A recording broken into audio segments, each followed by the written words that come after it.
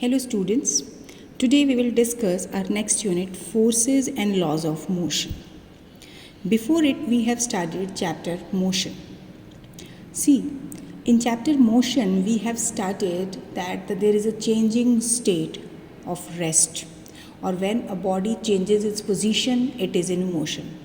But do you know और you have ever thought कि इस मोशन को अगर चेंज करना पड़ता है, कोई बॉडी रेस्ट पर है उसे मोशन करना पड़ता है, कोई कार रेस्ट पर है इमीडिएटली मोशन में आ गई या इमीडिएटली उसके बाद वो ब्रेक लगा के रेस्ट पे आई, तो उसके लिए कौन सा फैक्टर रिस्पॉन्सिबल है? The factor responsible for change of motion और change of state, that is a term that we are introducing today. This is force. अब तक आपने पढ़ा है फोर्स एक तरह से पुश और पुल है जो बॉडी की स्टेट को चेंज करता है. लेकिन अब हम इंट्रोड्यूस कर रहे हैं कि फोर्स एक खाली पुश या पुल नहीं है, बल्कि ये एक एक्सटर्नल एफर्ट है. यानी हम जो एफर्ट करते हैं वो हम फोर्स की कैटेगरी में लेते हैं.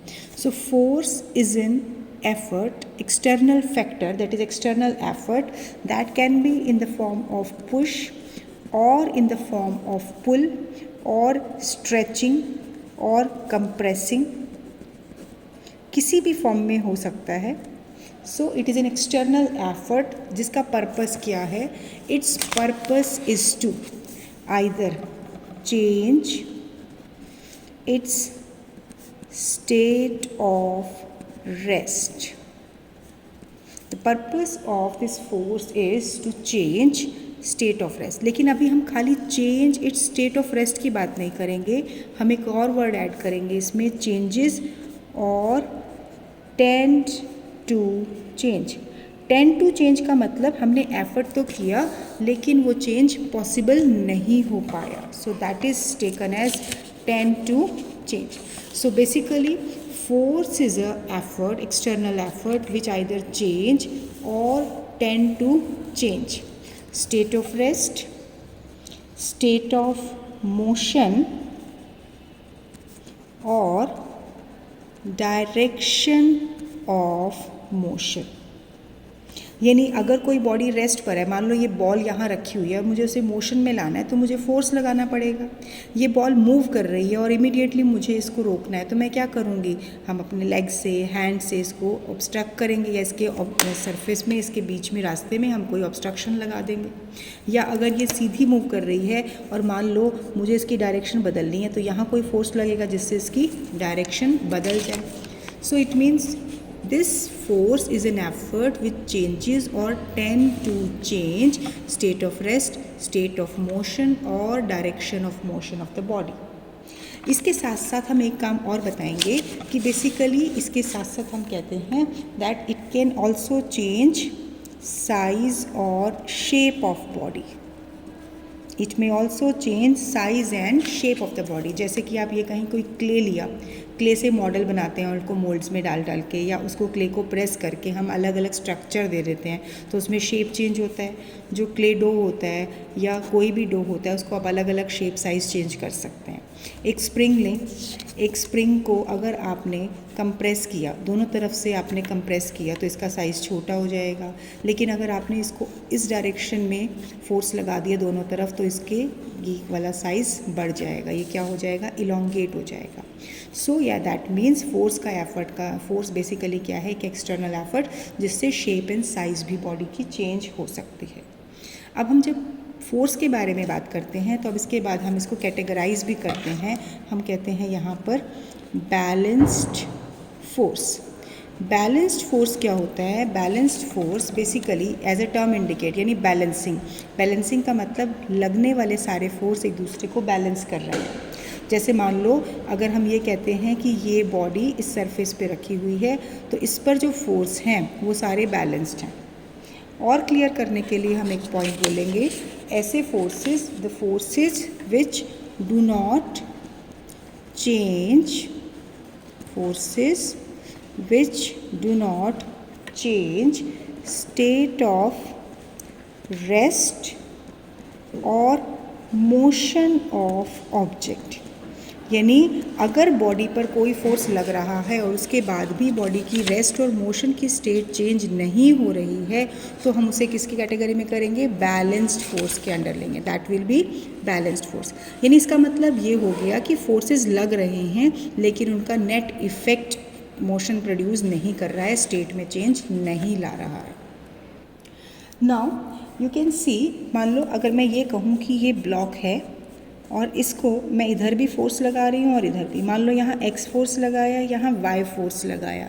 अब दोनों तरफ जो फोर्स लग रहा है, अगर ये फोर्सेस इक्वल होंगे, अगर x इक्वल टू y होगा, यानी इस डायरेक्शन में मान लो हमने खींचा और दूसरी डायरेक्शन में खींचा और दोनों तरफ से सेम फोर्स अप्लाई कर रहे हैं, सेम एफर्ट लग रहा है, तो ये लगने वाले फोर्सेस होंगे balanced forces.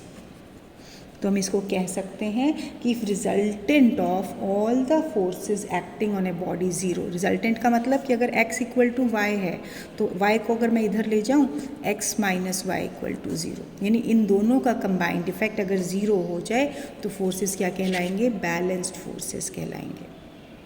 So after this balanced force let we take unbalanced forces. What are unbalanced forces? अब देखिए अनबैलेंस्ड फोर्स को समझने के लिए एग्जैक्टली बैलेंस्ड का ऑपोजिट करेंगे। सबसे पहले इसी एग्जांपल से देखते हैं कि मान लो इस ब्लॉक ए पर अगर मैंने फोर्स लगाया x एंड y और अगर x की वैल्यू ज़्यादा हो गई y से, तो क्या होगा, ये ब्लॉक लेफ़्ट साइड में x की डायरेक्शन में मूव करेगा और अगर x की वैल्यू y से कम हो गई तो ये ब्लॉक y की डायरेक्शन में मूव करेगा। जैसे टग ऑफ वॉर होता है, जब टग ऑफ वॉर आप स्पोर्ट्स ग्राउंड में खेलते हैं तो क्या होता है कि दो टीम है, टीम ए इधर, टीम बी इधर। जिस तरफ ये रोप स्ट्रेच करते हैं, ये टीम ए इधर लगाती है फोर्स, टीम बी इधर लगाती है। जो ज़्यादा ताकतवर होती है, जो ज़्यादा फोर्स लगाएगी, स्ट्रेंथ लगाएगी, उस तरफ ये पूरी टीम मूव कर जाएगी। अगर ए टीम ज़्यादा फोर्स लगाएगी तो टीम बी भी इन्हीं की तरफ आ जाएगी और अगर बी टीम ज़्यादा फोर्स लगाएगी तो टीम ए रोप के साथ इस तरफ आ जाएगी। So this is the concept of unbalanced force. यानी कि अनबैलेंस्ड फोर्सेस ऐसे फोर्सेस हो गए, the forces which change state of the body. State of body कि अगर वो रेस्ट पे है, अगर वो रेस्ट पे है तो रेस्ट से मोशन में ला सकते हैं। अगर बॉडी मोशन में है तो मोशन से फर्दर हम रेस्ट पे भी ला सकते हैं और उसे एक्सीलरेट भी कर सकते हैं या रिटार्ड भी कर सकते हैं।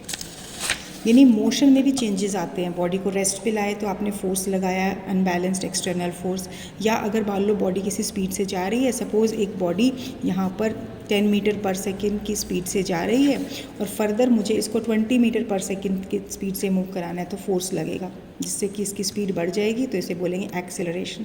या अगर ये कहें कि एक कार मूव कर रही है 50 किलोमीटर पर आवर की स्पीड से, अब सडनली ब्रेक्स लगाने पड़ते हैं और कुछ डिस्टेंस के बाद ये रेस्ट पर आ जाता है, तो यहाँ पर स्पीड 50 से 0 हो गई, तो यहाँ पर क्या हो गया, स्पीड डिक्रीज़ हो रही है। जब डिक्रीज़ हो रही है किसके इन्फ्लुएंस में, आपने ब्रेक अप्लाई किया, तो ब्रेक एक तरह का एफर्ट है, एक तरह का फोर्स है। तो इस ब्रेक के लगाने से स्पीड रिड्यूस हो गई, यानी कि मोशन में चेंज आया। जब भी मोशन में चेंज आता है तो वहाँ किसके इन्फ्लुएंस में होता है, वो अनबैलेंस्ड फोर्स के इन्फ्लुएंस में। So unbalanced force either change state of the body, that can be state of rest और स्टेट ऑफ मोशन।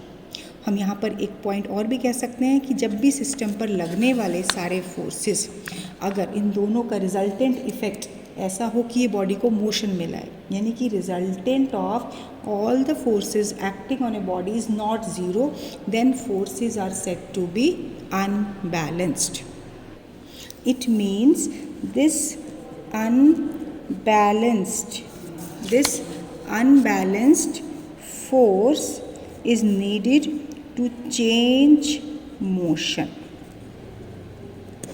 यानी बेसिकली रेस्ट की स्टेट या मोशन की स्टेट को चेंज करने के लिए हम अनबैलेंस्ड फोर्स लगाते हैं। लेकिन अब एक क्वेश्चन आता है कि अगर कोई बॉडी यूनिफॉर्म मोशन में हो, यूनिफॉर्म मोशन माने सेम स्पीड से, यानी कांस्टेंट स्पीड से बॉडी कोई मूव कर रही है, तो उस केस में बेटा अनबैलेंस्ड फोर्स नहीं लगता, अनबैलेंस्ड फोर्स नहीं होता। उस केस में बॉडी बैलेंस्ड फोर्स के इन्फ्लुएंस में होती है। देखिए कैसे समझेंगे इस बात को। बेसिकली कि जो हमारे पास, मान लो अगर मैं ये कहती हूँ कि ये मैंने एक बॉल ली, इसको स्टार्टिंग में मैंने अनबैलेंस्ड फोर्स लगाया, फिर ये मूव कर रही है सरफेस पे, ठीक है। अब अगर मान लो ये रिमूव करती ही चली जाती है कांस्टेंट स्पीड से और इसकी स्पीड ख़त्म नहीं होती, ज़ीरो नहीं होती, तो उस केस में हम देख रहे हैं कि अनबैलेंस्ड फोर्स हमने लगा के छोड़ दिया। अब ये जब मूव कर रही है तो इस पर लग रहे हैं बैलेंस्ड फोर्स, जिसमें इसकी स्पीड ज़ीरो है। अब क्वेश्चन अराइज होता है कि ये अनबैलेंस्ड से बैलेंस्ड में कैसे कन्वर्ट हो गई। तो बेटा जब भी इस पॉइंट को हम डिस्कस करते हैं, हम एक नया कॉन्सेप्ट इंट्रोड्यूस करते हैं, friction force.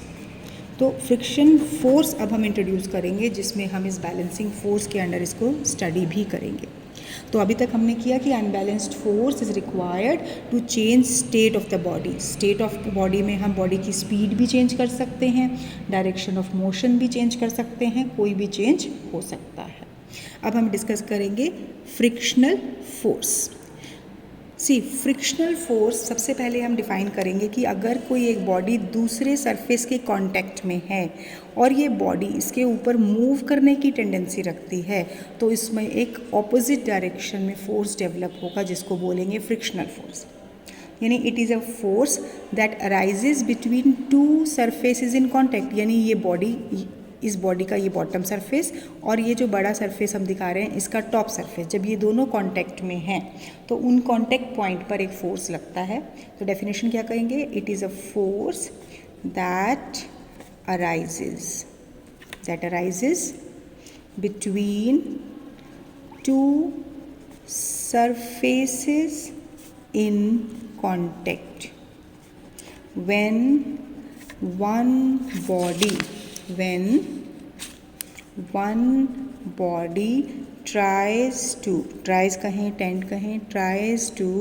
move over other body. यानी एक बॉडी जब दूसरी बॉडी के ऊपर मूव करने की कोशिश करे तब आने वाला फोर्स क्या होता है, फ्रिक्शनल फोर्स।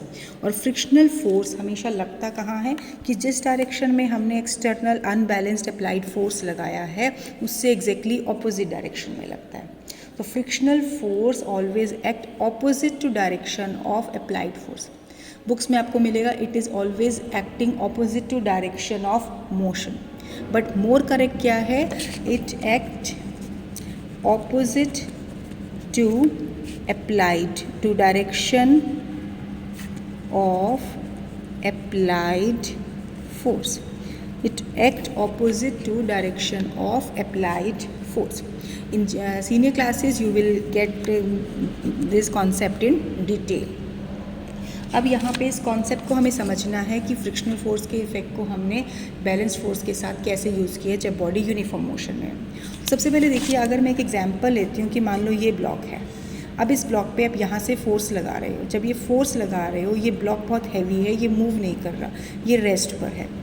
जब आपने इसके ऊपर एफर्ट लगाया, फोर्स लगाया, तो ऑटोमेटिकली ब्लॉक के सरफेस और ग्राउंड के बीच में एक ऑपोजिंग फ्रिक्शनल फोर्स है। ये हो गया अप्लाइड फोर्स और ये हो गया फ्रिक्शन फोर्स। ये फ्रिक्शन फोर्स। सो जब हमने फोर्स लगाया तो ऑटोमेटिकली फ्रिक्शन फोर्स डेवलप हो गया, और अगर ये बॉडी मूव नहीं की तो इसका मतलब, मान लो इस अप्लाइड फोर्स को मैं F कहती हूँ, फ्रिक्शन फोर्स को F डैश, तो इसका मतलब हो गया F will be equal to F dash. यानी ये किसके इन्फ्लुएंस में है, बॉडी रेस्ट पे है, तो ये बैलेंस्ड फोर्स के इन्फ्लुएंस में है। क्यों? क्योंकि फोर्स तो हमारा विजिबल फोर्स है जो हम लगा रहे हैं, लेकिन जो फ्रिक्शनल फोर्स है वो इनविजिबल फोर्स है, उसका इफ़ेक्ट होता है, वो हमें नज़र नहीं आता है। तो उस केस में हम कहेंगे कि applied force and frictional force are balancing force. अब अगर मान लो ये कहें कि पहले मैंने कम मैग्नीट्यूड का फोर्स लगाया, अब यहाँ पहले एक कोई पर्सन इसको पुश कर रहा था, अब एक और पर्सन इसमें ऐड हो गया है, यानी 2 पर्सन्स इसमें वर्क कर रहे हैं। अब ज़्यादा फोर्स लगेगा, दोनों मिलके फोर्स लगा रहे हैं, लेकिन फिर देखते हैं कि ये ब्लॉक मूव नहीं किया। अब फोर्स की स्ट्रेंथ तो बढ़ गई ना, जब फोर्स की स्ट्रेंथ बढ़ गई तो ऑटोमेटिकली फ्रिक्शनल फोर्स भी बढ़ रहा है, जब तक ये ब्लॉक मूव नहीं कर रहा है। जब ये ब्लॉक मूव करेगा तब फ्रिक्शनल फोर्स की वैल्यू अप्लाइड फोर्स से कम होगी। लेकिन अगर मान लो इस ब्लॉक को मूव करने के लिए हम कॉन्टीन्यूसली एफर्ट कर रहे हैं, कॉन्टीन्यूसली फोर्स लगा रहे हैं, पहले यहाँ पर 1% फोर्स लगा रहा था और ये फोर्स F था, तो फ्रिक्शनल फोर्स हो गया F के इक्वल। लेकिन यहाँ पर एक और पर्सन आ गया, अब एक और फोर्स लगा तो अप्लाइड फोर्स हो गया 2F। अब उस केस में फ्रिक्शनल फोर्स हो जाएगा 2F। अब मान लो एक और पर्सन आ जाएगा और उसने भी F फोर्स लगाया, यानी जितना भी फोर्स लगा रहे हैं तो अप्लाइड फोर्स हो गया 3F, तो फ्रिक्शनल फोर्स भी हो जाएगा 3F। ये तब तक होगा जब तक कि ये ब्लॉक मूव नहीं करेगा। लेकिन जैसे ही एक और पर्सन यहाँ लगा आया, उसने फोर्स F लगाया, तो अप्लाइड फोर्स हो गया कितना 4F, यानी F plus F plus F plus F। अब ये फोर्स सफिशिएंट है इस ब्लॉक को मूव कराने में, तो ये फोर्स फ्रिक्शन फोर्स से ज़्यादा हो गया। तो उस केस में इन दोनों के रिजल्टेंट फोर्स के इफेक्ट में ये ब्लॉक मूव कर जाएगा। भाई एक फोर्स ये लग रहा है 4F और यहाँ से लग रहा है फ्रिक्शनल फोर्स, तो ब्लॉक जब मूव करेगा इन दोनों के रिजल्टेंट इफेक्ट से मूव करेगा, यानी अगर ज़्यादा फोर्स लग रहा है तो वो उसको मूव कर पाएगा। तो फ्रिक्शनल जो फोर्स होता है, frictional force is self adjusting. ये तब तक सेल्फ एडजस्टिंग है जब तक कि अप्लाइड फोर्स इससे ज़्यादा नहीं होगा। बहुत ज़्यादा फोर्स लग गया तो फ्रिक्शनल फोर्स को वो ओवरकम कर जाएगा। So this is the basic concept of frictional force. ऐसे ही मान लो अगर हम एक एग्जांपल लेते हैं कि मान लो हम ये कहें कि ये जो बॉल है ये फ्लोर पे मूव कर रही है और हम देख रहे हैं कि हमें ज़्यादातर हम देखते हैं कि कुछ टाइम के बाद ये रेस्ट पर आ जाती है। तो बेसिकली किसी भी बॉडी की स्टेट को चेंज करने के लिए हमारे पास एक एक्स्ट्रा फोर्स होना ही चाहिए जो कि इसको स्टेट को चेंज करेगा। यहाँ से बॉल मूव कर रही है और ये रेस्ट पे आ रही है, इसका मतलब इसके ऊपर एक अनबैलेंस्ड फोर्स लग रहा है। लेकिन मान लो मैं ये कहूँ कि यहाँ पर ये अनबैलेंस्ड फोर्स लग रहा है, तो ये फोर्स कौन सा लग रहा है? ये फोर्स है फ्रिक्शन फोर्स। ये अनबैलेंस्ड फोर्स लग रहा है फ्रिक्शन फोर्स। और जब ये फ्रिक्शन फोर्स ख़त्म कर दें हम, मान लो सरफेस को बिल्कुल एक्स्ट्रा स्मूथ कर दें, पॉलिशिंग कर दें, और उस केस में जब बॉल मूव कर रही है सरफेस के ऊपर, ये सेम स्पीड से मूव करती जाए, इसकी स्पीड को डिक्रीज़ नहीं हो पा रही है। इसका मतलब फ्रिक्शन फोर्स वहाँ पर नहीं लग रहा है, फ्रिक्शन फोर्स ज़ीरो है। तो इसका मतलब ये अनबैलेंस्ड फ्रिक्शन फोर्स अब नहीं लग रहा है, तो ये बॉडी के ऊपर लगने वाला कोई भी फोर्स नहीं है, क्योंकि स्पीड चेंज नहीं हो रही है। स्पीड चेंज नहीं हो रही है तो एक्सीलरेशन नहीं है। तो जब बॉडी यूनिफॉर्म मोशन में है, जब बॉडी सेम स्पीड से मूव कर रही है, तो बॉडी हो गई यूनिफॉर्म मोशन में। और यूनिफॉर्म मोशन में हम क्या कहेंगे? बॉडी की स्पीड है कांस्टेंट। ये आपको पता है, हम पहले करा चुके हैं। So when A body is in uniform motion, तो कोई भी अनबैलेंस्ड फोर्स नहीं लग रहा है बॉडी पे, तो हम कहेंगे when A body is in uniform motion it is under the influence of balanced forces. ये कई बार 1 मार्क का क्वेश्चंस फ्रेम हो जाते हैं इसके ऊपर। ऐसे ही आपने देखा होगा जब साइकिलिस्ट पैडलिंग करते हैं साइकिल को, तो क्या होता है, जब साइकिल आगे मूव करती है तो पैडल करना पड़ता है। अगर हम पैडलिंग छोड़ देते हैं तो धीरे धीरे वो रेस्ट पे आ जाती है।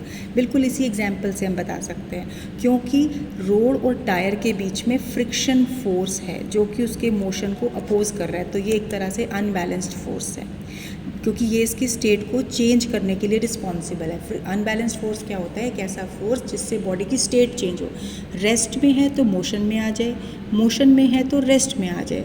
तो अगर हम एक साइकिल को पैडलिंग करके छोड़ देते हैं, तो हमने फोर्स लगा के छोड़ दिया, तो धीरे धीरे धीरे उसकी स्पीड कम होती है। स्पीड कम होती है क्योंकि उस पर लगने वाला फ्रिक्शन फोर्स है, वो अनबैलेंस्ड फोर्स लग रहा है जो उसके मोशन की स्टेट को बदल रहा है।